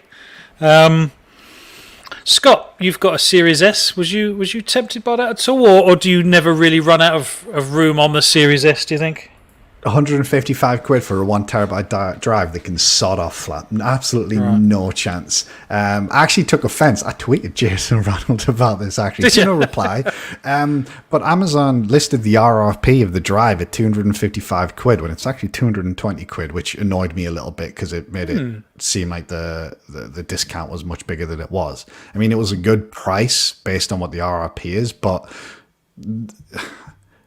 no, I'm happy just to manage the space that I've got on my Series S. It's too expensive. It's a terabyte of SSD storage for 150 quid when it's on sale. You could get much faster, much more reliable drives for the PlayStation 5, which are 1 terabyte with a heatsink for under 100 quid. If you were looking to upgrade the storage on your PS5. So I think that price difference is actually something that Microsoft really need to address, particularly as we get further into the generation and people's hard drives start to fill up. I still got a significant number of Xbox One games that I've got an external drive, but as more and more Series X and S games come up, I'm not going to have that luxury. And it's far too expensive at the moment. They need to work with more suppliers to get more options out there, and ideally they need to offer a custom solution for people who are comfortable doing so in the same way that PlayStation do. I much prefer what Sony did with the PlayStation 5 because I'd be comfortable installing SSD. I can understand why a lot of people wouldn't, but I really think they need to have that option. So I know people that picked it up though, Flap. I know a few people that picked it up. Actually, a few people went and dipped on it because they saw that, but it's still too expensive for that much hard drive space for what is effectively just it's not even particularly fast. It's just a fairly standard SSD. It's in a small form factor, the 2230 form factor, I think, and then it's got a CF Express adapter. It shouldn't be as expensive as it is. Well, I've got to be honest. I mean, I've got obviously 1 terabyte Series X, and there's never been one moment in time where I thought, I wished I had more disk space, to be honest. About Luke and Pucks. The fact that they offer this in the first place and for the price that it is just seems absolutely crazy to me, to be honest. And like you say, I finish a game, I'll delete the game, move on to the next one, really. I don't have a huge backlog that I've got ready and downloaded. But, Luke, ever wished you had more storage on the Series X or not? No. I always tend to have about 400 gigs free. The only one that I ran out on a couple of times was the PS5, but that's just because it's smaller usable space anyway. And even then, it was just because I was pissing about, really. I actually did partake in the Amazon Day of Consumerism, and I funnily enough, I got an SSD. I got the Western Digital SN850 Black, which is the 1 terabyte. It's the one that's advertised, great for PS5. But I didn't get it for my PS5. I'm going to build a new rig, basically, and it was a really good deal. These NVMe drives now, I've been out of the game of buying PC hardware for a little bit because obviously I haven't needed to. Like, the speeds on these things are just unbelievable now. Like, you can get drives that are just, significantly faster than the PS5, which at the time was absolutely bleeding edge in terms of SSD speed. For peanuts, I got a 1 terabyte of that, which is the one with the heatsink. Admittedly, I got the VAT off, but it was £80. Wow. So it's just bonkers. But I think I'll probably may stick it in the PlayStation 5 for a bit and see how I go with it. Really? So why not? So yeah, that's the only thing I got. But generally, like, I don't like. I see this a lot on Twitter sometimes. Like, I've got 5 external hard drives, 5 terabytes, and I'm running it. Why? Yeah, Why? exactly. What are you ever going to play? Like, what are you doing? Like, you can store realistically, unless you're getting Call of Duty Warzone, in which case you could probably store another game. But like on these, 1 terabyte SSD, you can get, in terms of big games, maybe 6-7 big games, maybe more. With a bunch of little, smaller projects, indie games, etc., and everything in between. Why have you got, 17,500 additional drives external to that, like with games on? I do not understand it at all. And I don't get the complaints about, obviously it's a bit more out there for the PS5 because it does have smaller space, but even then, like, you're not, like, I've got, I don't know, 6-7 big games installed on that and a couple of indies. I'm never going to play them all, but they're just there. So I think isn't it digital hoarding?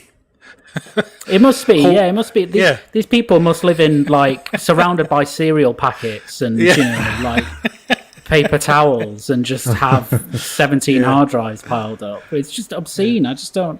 It's just not. To me, it's like not a valid criticism of having only got PS5 has 825 and the Series X has only a terabyte, and then the Series S only has 512.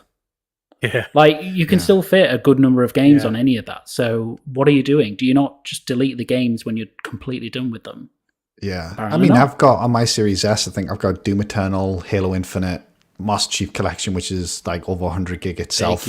I've got another 3 or 4 smaller games on there as well. I've got to be a little bit more conscious of storage on my Series X. So I think I've got Sea of Thieves on there as well, which is like 40 or 50 gig.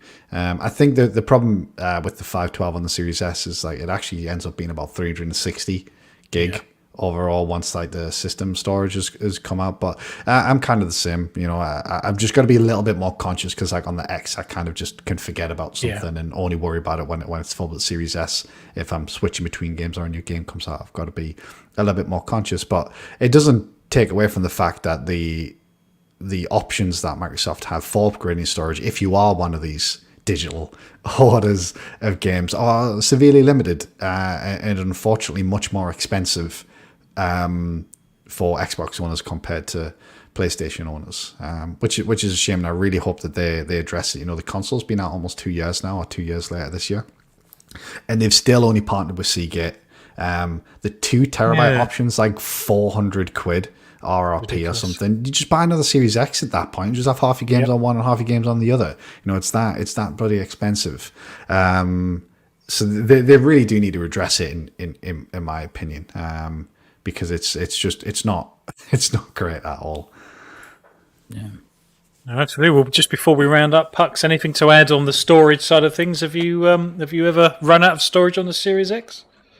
No, not really. I mean, there have been times I've been less than 100 gig left, but as as Luke was saying, it's at that point it's like, oh, why have I not got that? Why have I not got much space left? It's like, oh, it's because I've got these games that I was playing ages ago, which I finished and just didn't delete. And it's like, yeah, before I know it, I've got another 300 gig to spare, and I'll just crack on. I'm of the same mindset. I appreciate people for their own reasons love to have everything installed and want this massive list of 10,000 games to play at any instant, but I just don't. Yeah, I agree that, if I want to play a game, I'll just look at my library and then go, oh, I'll download it. I mean, arguably some people may not have the benefit of having super fast internet, so I can appreciate for larger downloads, people may want that locally stored and just transfer it over to your internal drive when you want to play it. But outside of that, I think nearly all networks now support unlimited downloads and decent enough speeds that should take no more than a couple of hours at most to download a 90 gig game, right? So, especially if you're hardwired internet. So, I don't understand it. I've personally had no trouble with it. And I think part of the problem, Box, is in the States, they don't have the luxury that we do. I think in the UK, they've got data caps are fairly common over there. Yeah, that's a good point. So there's an, I mean, even then, you're not going to be downloading terabytes of games a month, I suspect. But obviously, if you're on a decent internet connection, I don't know what you guys are on, but I'm on like 500 meg down. So I can download a game fairly quickly if I was interested. Originally, when I was on slow internet, I would have Series X games on an external that I could swap across. I don't know why. I didn't really need to do it, to be perfectly honest. But now it's just quicker to re-download the bloody thing because it's unlimited and fast enough anyway. But I guess in other parts of the world, they don't have that luxury where the internet isn't quite as fast or the data caps are more prevalent, where they may want to store those games for that reason, maybe. I agree with what you say about the in the US, and that might be why they like to have external storage. But I remember when we all first saw the Xbox when it was first announced, and how they say that, oh, you've got external storage, it acts like a memory card, and then the moment they said proprietary connector, it was like, oh Christ, okay, so it's going to forever cost a bomb. It's never going to drop in price because most people aren't going to just mass buy them to the point where the demand goes so high that the price goes down.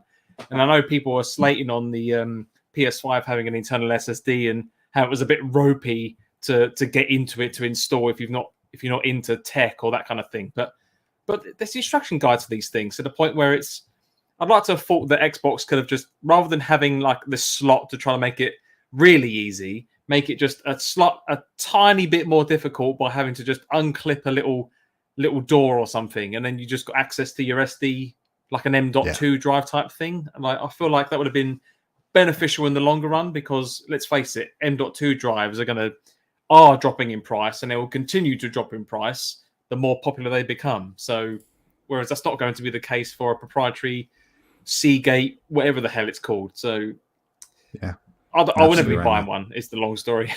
Long story short. No, fair dues. I have one more topic if you want, Flap. Quick one. Yeah, go for it.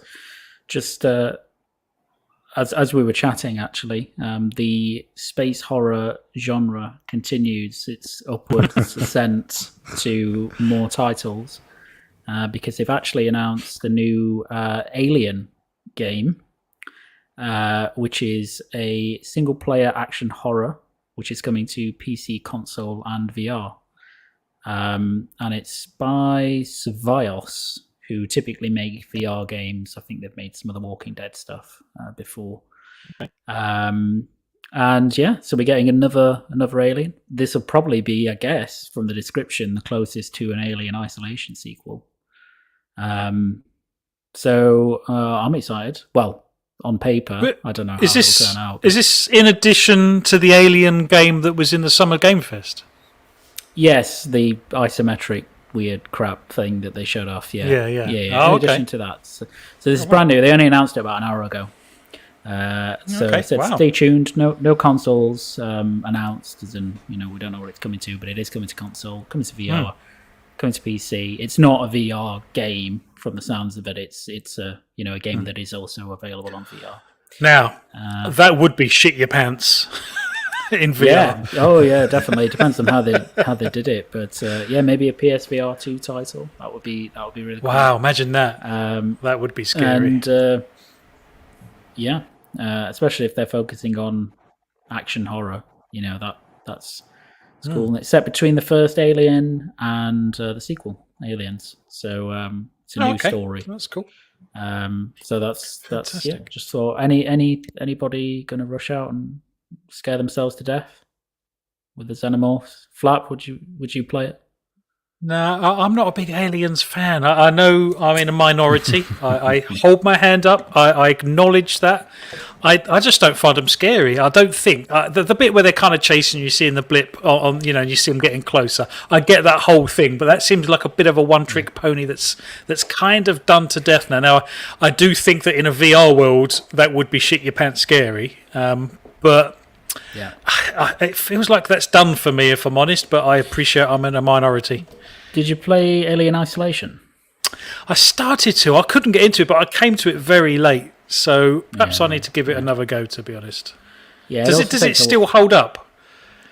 Yeah, it does. It really Right. does. Yeah, it takes a while to get going though, because it's quite a couple of hours in before you actually get the Xenomorph that comes into it, and only then does it really kick into gear. Yes. I obviously haven't got over the speed hump. Yeah, and it is pretty terrifying when that happens. okay. Because you're pretty defenseless, so it's a real struggle. And the Xenomorph has really good AI, so it does kind of random prowls. It will go up in vents and do random prowl. Like it's pretty unnerving. So it's cool. I'd suggest maybe trying it if you can get past the first couple of hours, which are a bit of a slog. I certainly need to give that a go, perhaps. Yeah, Scott, Pucks, any aliens love for the Xenomorphs? I'm afraid I'm not similar to Flap in a way. I'm not a massive fan. I don't mind the films, but like the games. Okay, well that's good. Oh no, I like the films. Yeah, Well- don't get me wrong. It's the games I've not been a massive fan of. But To be equally, fair- I will admit I've not played a lot of them either. So Yeah, and also, really, to be fair, there aren't many good Alien games. Like, there's only really been one great Alien game, and that was Isolation. I think The the only rest- one I played recently is it Fire Team, like the 4-player co-op one? Which Yeah, Alien. I wasn't it's- super impressed with it. Graphically, Yeah, we played that, great, didn't we? but the gameplay Yeah. just sucked ass. Yeah, it's Eloquently put. It does. I It mean, does suck bum quite a bit. Yeah. It's okay. It's not bad. I think the problem is that Alien games, they either go, well, they do either one or two things. Either they go like more Alien, as in the first film, horror, straight out, all out horror, or they go to Aliens, the second film, which was more of an action film. Both great films, but when you translate them to games, I think it's a lot easier to do a horror game in the Alien world than it is an action game, because if you just confronted with like the Fireteam Elite one, like waves of xenomorphs, and the fundamental gameplay is not that interesting, you're just mowing them down.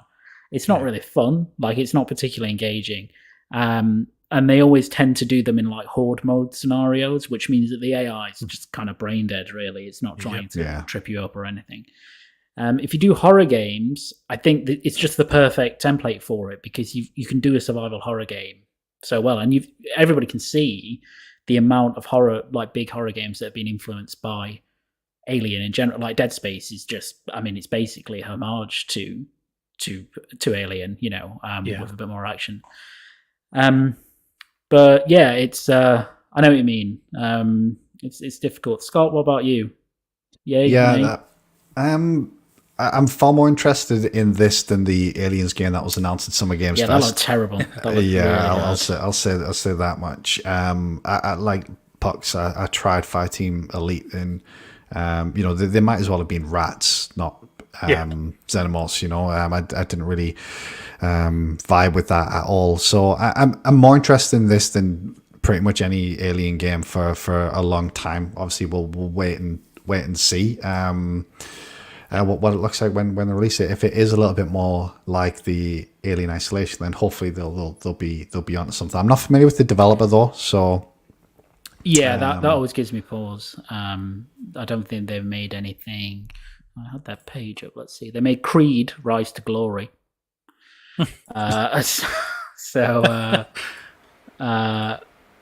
The Walking Dead Onslaught. Yeah, a lot of heavy PSVR, Steam VR, Oculus titles. yeah. So I wonder if it's maybe, a game that's going to be much better in VR than it is as a standalone game, based on maybe the experience that they have got. possibly. Yeah. Yeah. I'm Did you always like? quite- Is it Promethean, the movie? Oh, Prometheus. Yeah, Prometheus. Yeah. Sorry, that's it. Did you like that, Luke? I did. Yeah, I did. I did actually. Yeah. I know some people were a bit down on it, but I quite liked it. I also quite liked Alien Covenant, which again people were a bit down on because of the backstory they gave to the Xenomorphs. Well, I guess the fact that they gave them a backstory is all people didn't like. But yeah, Prometheus is pretty cool. I quite like Ridley Scott stuff. Yeah. So. I was going to say I enjoyed it, and I was quite surprised that the reaction was generally fairly negative from what I remember at the time. But I saw that the cinema, and I remember quite liking it. So it's my surprise, I think. Yeah, well, it's probably because you're not like a weird obsessive fan of things. Like you can look at something and not think that a franchise is ruined by it, which because Prometheus is like. It's a pseudo prequel to the Alien films. It's not like full on, but the same reaction came out of Covenant basically, which was an actual sequel. But I'm always quite surprised nobody has ever done a survival horror game, but Predator. Like it always quite shocks me. That would be good. I love Predator. That would be good. Yeah, amazing, right? Like, and it's not a horror Predator per se, but like. You could do like a really cool scenario where you are, just drop me in the jungle. I can just be imagine walking around and you just see the 3 dots moving around those 3 red dots. Shit. You could do like that would be intense, that wouldn't it? It would, because in the past actually, I think was it because there was a Predator game that came out a good while ago now, wasn't there? Which I think a lot of people were hoping that it would be like this proper horror Predator hunting ground. Yeah, which is a. Pretty pants. Wasn't there a Predator versus Alien as well game? Or was that just a film? AVP. It was a game. Yeah, no. I thought it was. Yeah. So, but yeah, I'm pretty surprised they've never done that. I mean, it'd be really intense. If you got the AR right, it'd be a really intense experience. Oh yeah, imagine that. You could just keep shouting, various Dutch references all the way. Especially if they mimicked the film and you had a kind of a crew of people and they were just getting picked off one at a time, or they could even do like an Until Dawn kind of scenario where you could actually opt to keep people alive. Yeah, that would be. Of course, the more people alive, probably the easier the game would potentially be, I guess. But yeah, that would be pretty cool. Yeah, you could do that. It's a shame. Well, we've got shit Predator games for such a great film franchise. I'm just looking here. I'm trying to find like Predator games. So there was Predator Hunting Grounds, obviously, which I don't think did particularly well. There was Predator VR, apparently, released in 2018, allegedly developed by 20th Century Fox. But then everything's just Alien. Like there's very little Predator representation from what I can see. There was even an Aliens versus Pinball. Back in 2016. There you go. The classic that is. Yeah. Fantastic. But we're getting more 80s film stuff. We've got the RoboCop game announced. Oh, that's true. Yeah. So maybe there's room out there for another Predator game. Who knows? How do you feel about the RoboCop game? It's by Nacon, isn't it?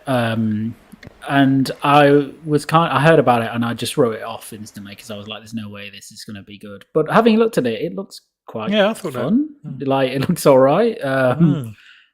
So yeah, again, big fan of RoboCop. So a bit more obscure a franchise, I guess, compared to Aliens and Predator. But I thought it looked okay. I always the problem with all these games is they never have huge development budgets or high profile developers attached to them. So you only ever get like a game that's it doesn't get a huge amount of time or money or talent, to be blunt. Like, if you put, I don't know, Sony Santa Monica on one of them, like, I'm sure they could make an amazing one of those games, but you only ever get, some weird team that 20th Century Fox have gone, chuck it to them. But it's cool. I mean, there's a lot of there's a lot of franchises out there that are ripe for really good games. I think there's still new Terminator ones as well coming out, isn't there? Isn't there like a survival style Terminator game coming out as well? I'm sure they announced that a couple of weeks ago or something like that. Survival style. Yeah, something like a survival game set in the Terminator universe, like a I remember End of Day style. Was that not the same people that are developing the RoboCop game, Luke? I'm pretty sure it was announced at pretty much the same time. Might be. Yeah, it might be. Yeah, I think it was the same people. Okay. So, last question, I think, before we finish. One for Luke, then. Obviously for you all. If you do get this Predator game, Luke, who's the ideal studio to make it for you? That's a good question. You speak about maybe they don't get the talent. If you could put one studio in the world on either an Alien or a Predator game, I guess who would you like to see try it? Would it be third or first person, do you think? I think you would have to, if you're making the game I'm thinking of, it'd be first person. My pitch is Alien Isolation, but Predator. It's a very basic pitch. Yeah. So really, you should just get you should just get Creative Assembly to do it, because they did Alien Isolation. Yeah. They will know exactly how to do it, and they would do it well. Other than that, maybe you get someone like Striking Distance after they've made Callisto Protocol, because they've got like a really good horror backdrop of people. Like, they would probably be very competent. They would get good funding to do it, get time. Yeah, someone like that, or just put I don't know, Naughty Dog. We could put in the PUBG universe as well. While put in the put in the PUBG universe. That's how you sell it to Grafton. And they'd be like, "Well, no, I'm sure it was." No, don't worry. That always seemed weird to me. Just write the check, please. Write that check. Yeah. I'll have $100 million, please. Fantastic. Well, there's lots of Arnie comments in the chat. Get to the chopper. Yeah. Fantastic. Well, thanks for Henderson on that one, Luke. Just for my memory, what was the game called and who's it by? So I think it's they haven't even announced the name. It's just a new Aliens game, and it's by Survios, the studio that's making it. Fantastic. Excellent. Hot off the press news whilst the show's been on. Fantastic. That's cool. Well, thank you very much, GPG Crew. It's been an absolute delight. A little bit more of an open forum tonight rather than the strict kind of topic after topic after topic, but I kind of like that. It tends to flow a little bit better sometimes. Chat, thank you very much for being along for the ride. Always an absolute pleasure, and we do love interacting with the comments in the chat. GPG Guru, thank you for being here. We're second time in the row where all four of us have been in the same virtual room, so that's pretty cool. Again, keep an eye on the schedule. Unfortunately, work is still absolutely crazy, so I know for a fact I can't do it next Thursday, but we'll keep you posted via our Discord channel. And if you're not a member of our Discord channel, I do highly recommend you just check it out. The link will be in the description below. Come along, we're a friendly bunch, and the news and comments continue outside of the show. If you are new, obviously a like, share and subscribe would be hugely welcomed as well. But no, thank you very much, everyone. And we will see you on the next one. Goodbye.